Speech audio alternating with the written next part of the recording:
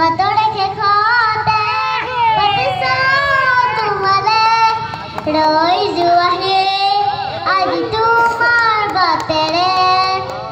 তুমি আহিলে তমে বুকুৰে খাওঁ তুমি নহলে মুখাগুণ বাতৰি খেখতে পাতিছা তোমালে ৰৈ যোৱাহি